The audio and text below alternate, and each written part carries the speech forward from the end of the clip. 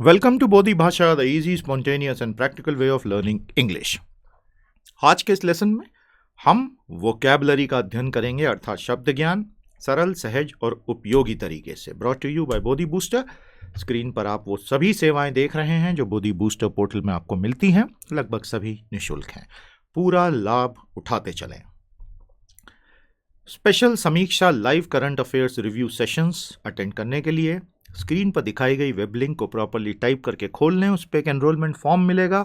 उस फॉर्म में सारी जानकारी देकर अपना पंजीयन करा लें और बेहद शानदार करंट अफेयर्स यानी समसामयिकी घटनाओं के रिव्यू सेशंस लाइव अपने घर से अपने मोबाइल या कंप्यूटर पर अटेंड कर सकते हैं। बोधी भाषा इन यू, जैसा कि आप जानते हैं, बोधी भाषा हमारा प्रयास है आपको वोकैबुलरी, ग्रामर, रूल्स, यूजेज और कॉम्प्रिहेंशन सिखाने का, जो कि हम जनरल नॉलेज और करंट अफेयर्स के गंभीर प्रयास के साथ करते हैं ताकि चीज़ें हमेशा के लिए याद रहें। हमेशा ध्यान रखिए, मन का डर निकाल दीजिए। आज कुछ कठिन शब्द जो एक बेहद खूबसूरत लेख में हमें मिले, वो समझाने के लिए हम ये लेख आपके लिए लाए हैं। We will learn certain difficult words, their synonyms, some antonyms, their parts of speech, and also will try to make some sentences with them in the context of this article that we found in a good media. इस तरह से ये प्रक्रिया होगी। ध्यान रखें, आप बोधी भाषा नोटबुक तैयार रखें। वो हर चीज़ जो यहाँ दिखाई जाएगी वो आपको लिखना है और उस पर गहराई से आगे वर्क करना है, तभी बोधी भाषा वोकैबुलरी यानी शब्द ज्ञान लेसन का आपको लाभ मिलेगा। I hope you have understood this basic rule. तो चलिए शुरुआत करते हैं बोधी भाषा के इस लेसन की, जिसमें हम वोकैबुलरी एकदम प्रैक्टिकल तरीके से कवर करेंगे और साथ ही साथ थोड़ा सा ग्रामर भी सीखेंगे। This article that you see on the screen speaks about Niti Aayog. What we will do is take pieces out of this in the same order in which they appear and take up a few words. हम इसमें से कुछ महत्वपूर्ण शब्द लेंगे, सारे तो लेना संभव ही नहीं है, और आपको बताएंगे कि किस प्रकार आप इन शब्दों पर अपना रिसर्च करें। बोधी भाषा नोटबुक तैयार कर लीजिए, लिखना शुरू करें। We start with the first, reflect. अब बड़ा सरल शब्द है, इसमें क्या पढ़ाएंगे, इसमें क्या पढ़ना है? इसके चार अलग अलग अर्थ हो सकते हैं भैया। एक तो होता है reflect as in throw back of a body, किसी शरीर पे से या किसी पिंड पर से उछल कर गिरना या फिका जाना। दूसरा होता है शो एन इमेज, तो आईने में रिफ्लेक्शन दिखता है। तीसरा होता है ब्रिंग समथिंग पॉजिटिव और something negative to someone's name और अकाउंट, किसी व्यक्ति के नाम या प्रतिष्ठा पर कुछ सकारात्मक या नकारात्मक ले आना। और चौथा होता है थिंक केयरफुली और कॉन्टेम्पलेट। तो आपने देखा कि एक बेहद सरल शब्द रिफ्लेक्ट चार अलग अलग अर्थ लिए हुए है। The first is to throw back यानी प्रतिबिंबन करना, the second is to show an image यानी प्रारूप दिखाना, the third is to bring some positive और नेगेटिव यानी किसी के लिए तारीफ या निंदा लेकर आना, एंड द फोर्थ चिंतन करना। अब कैसे पता चलेगा सर कि कौन से शब्द का कहां क्या अर्थ है? कंटेक्स्ट से पता चलेगा सर। तो इसमें कंटेक्स्ट क्या है, पूरा वाक्य पढ़िए। The anniversary offers an opportunity to reflect on how the new institution differs, अर्थात टू केयरफुली थिंक।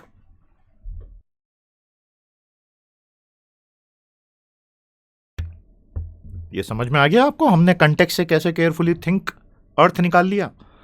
इस प्रकार केयरफुली थिंक हम इसमें से ढूंढ के निकालते हैं।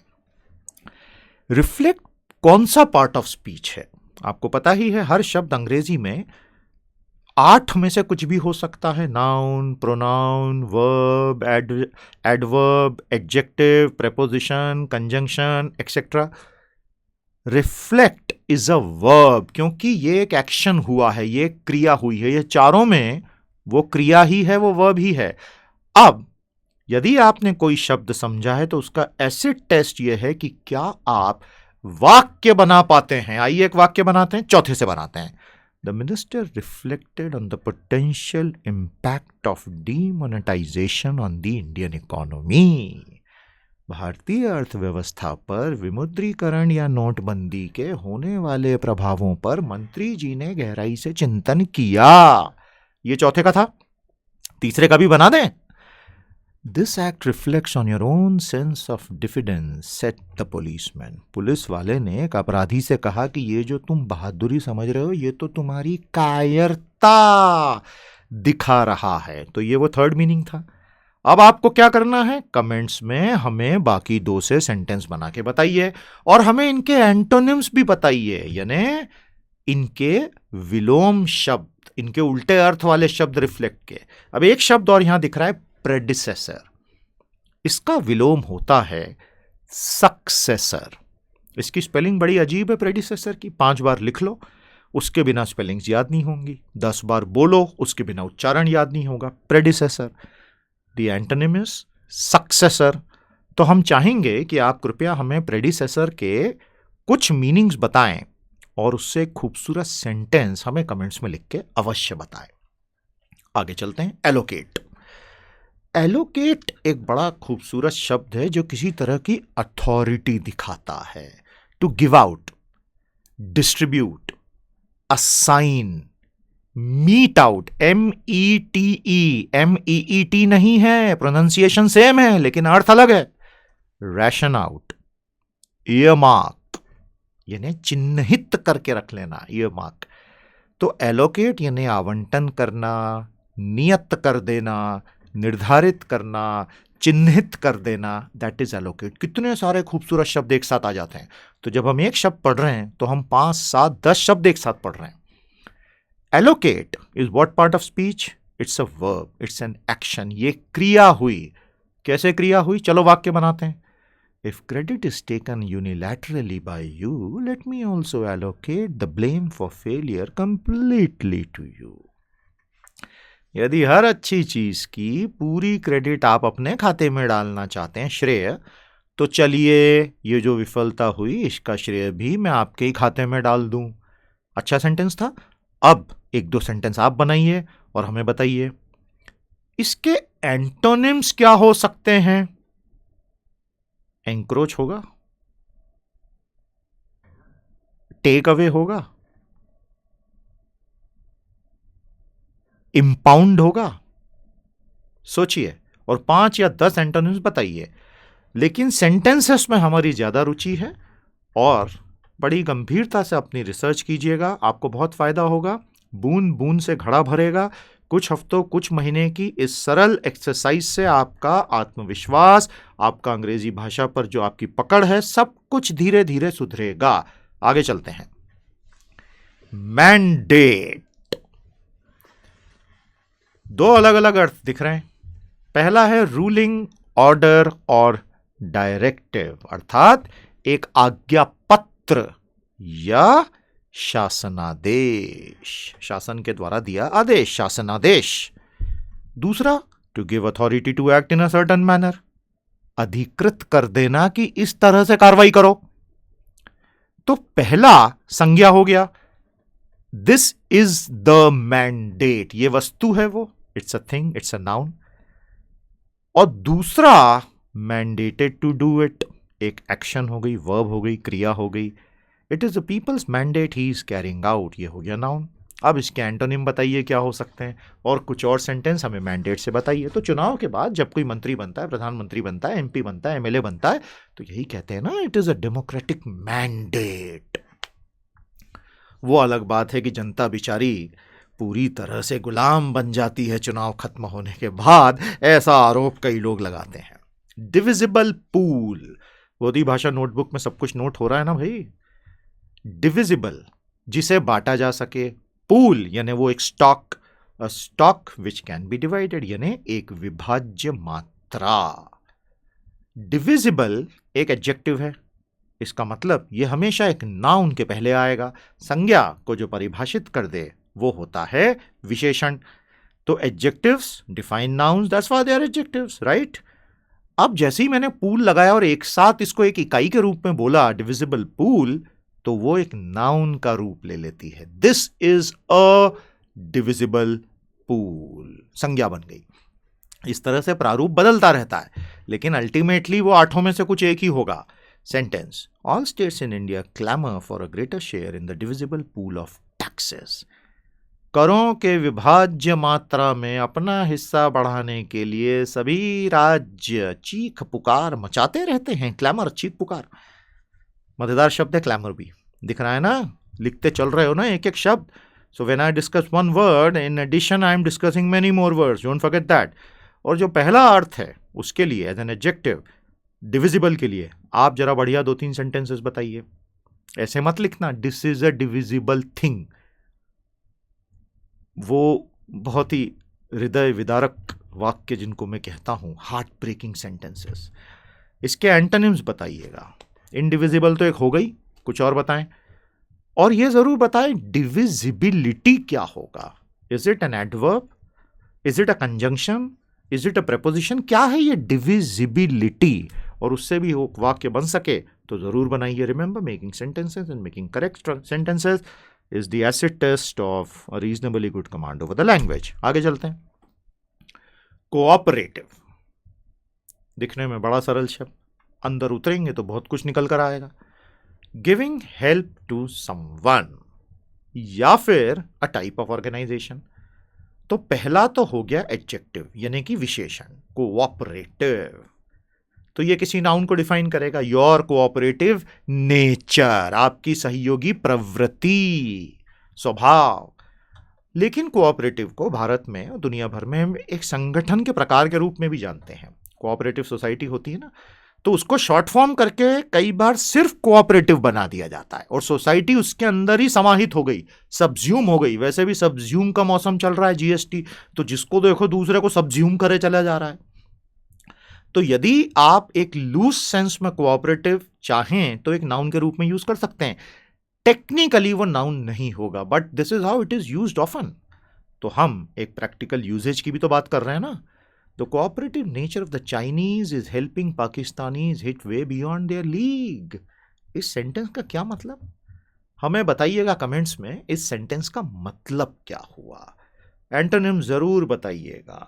Non cooperation movement Gandhi ji लेकर आए थे, बहुत ही ताकतवर दर्शन था गांधी जी का। बिना हिंसा के कैसे अंग्रेजों को झुकने पे मजबूर किया, केवल बेहद बहादुर व्यक्ति ही ऐसा कर सकते हैं। कॉम्पिटिटिव, बहुत सारे मीनिंग हैं इसके, दिखने में बहुत सरल शब्द, वास्तव में बहुत कठिन। एग्रेसिव एंड कट थ्रोट, प्रतिस्पर्धात्मक। So it can be used to define somebody's basic character. He has a very competitive nature, यानी aggressive और cutthroat, प्रतिस्पर्धात्मक। दूसरा तो ये नेगेटिव हो जाएगा, स्लाइटली नेगेटिव हो जाएगा। दूसरा जो बहुत पॉजिटिव है, ड्रिवन, कॉम्बैटिव, यानी जुझारू। तो is a very competitive person, वो हार नहीं मानेगा। किसी बहुत विपत्ति भरी स्थिति में किसी के लिए बोल रहे हैं तो वहां पॉजिटिवली बोल रहे हैं। तीसरा रीजनेबल एंड इकोनॉमिकल, अरे सर ये गाड़ी खरीद लो, कॉम्पिटिटिव ऑफर दे रहा हूं, तो वो एग्रेसिव या ड्रिवन ऑफर नहीं है, वो एक रीजनेबल और इकोनॉमिकल मनी के सेंस में है, वाजिब और तर्क संगत, यानी शायद सस्ता। अब जरा हमें बताएं इस पूरे डिस्कशन के कंटेक्स्ट में एग्जॉर्बिटेंट, जेंटलमैनली, एपेथेटिक, ये शब्द क्या होंगे। और जब एपेथेटिक देखेंगे ही तो जरा पैथस भी देख लीजिएगा, उसका रूट है सिंपथी, एपथी, एंटीपथी, एम्पथी, एपेथेटिक।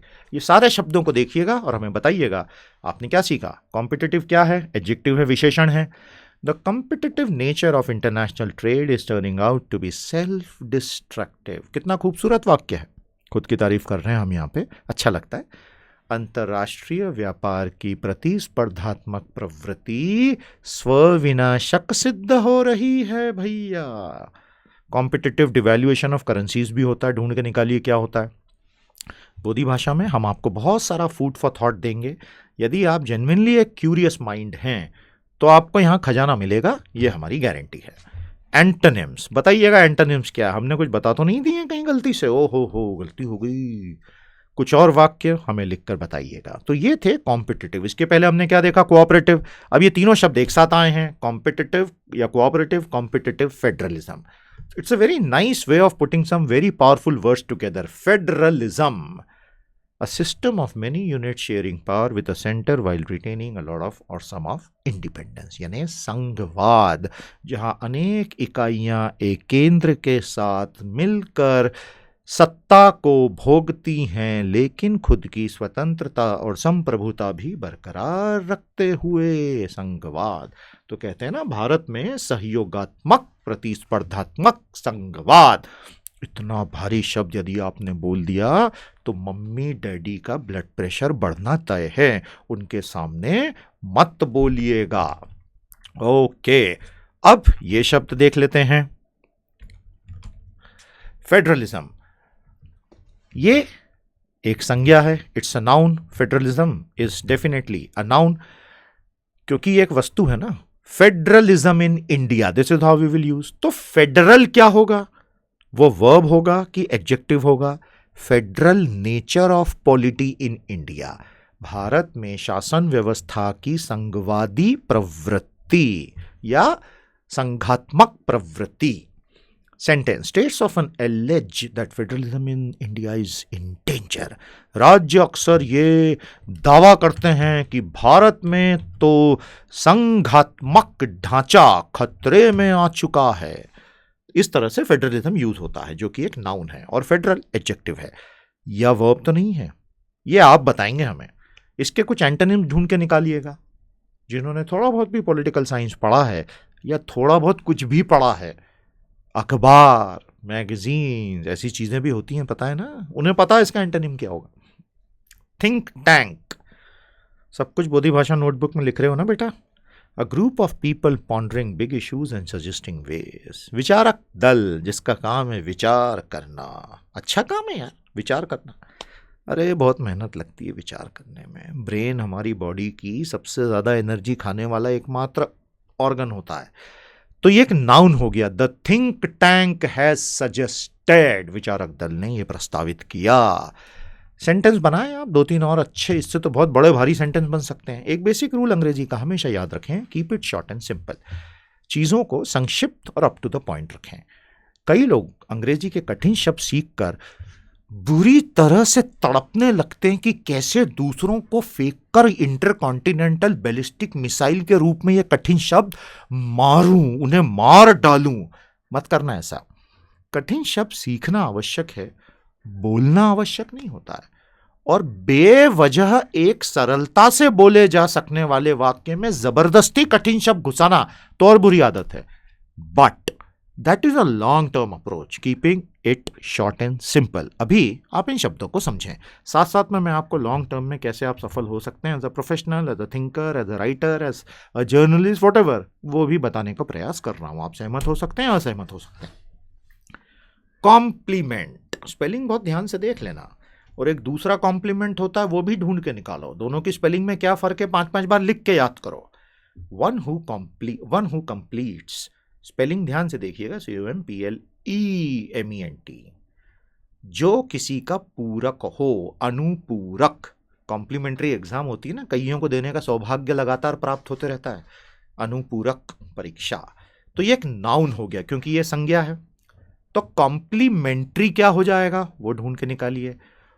अब complement can be used as a noun, but it can also be used as a verb without any change in form. The nutritional compliment, or ask the team to compliment your thoughts. पहले में हो गया noun, दूसरे में हो गया verb.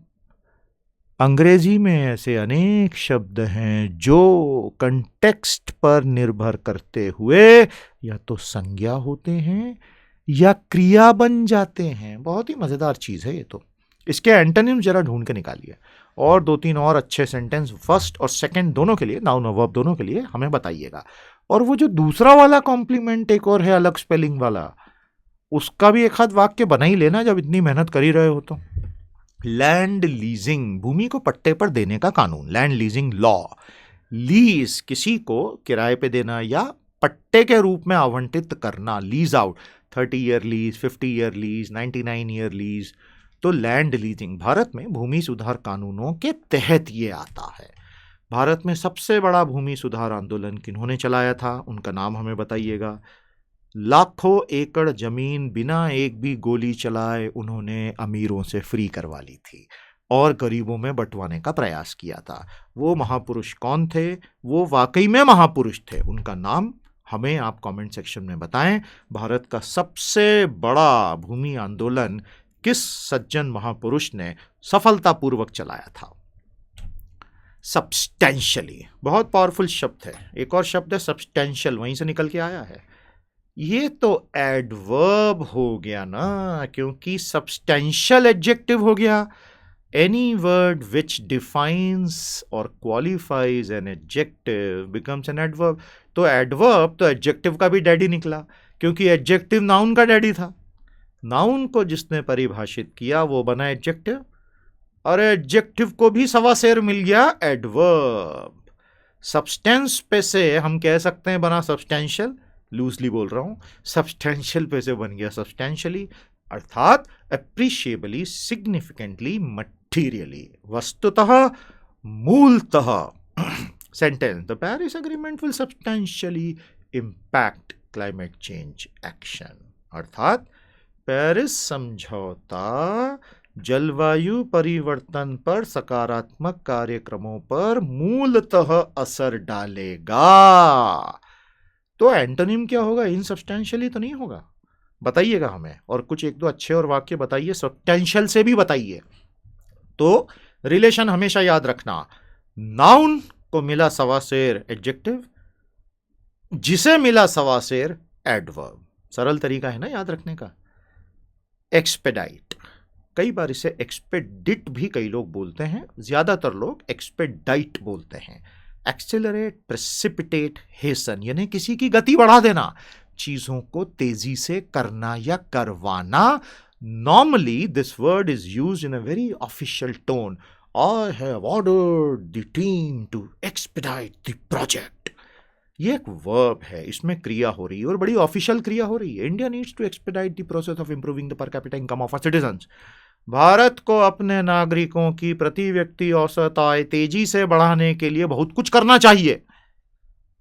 Antonyms बताइएगा। Slow down तो नहीं होगा, डिसिलरेट तो नहीं होगा, फ्रीज तो नहीं होगा।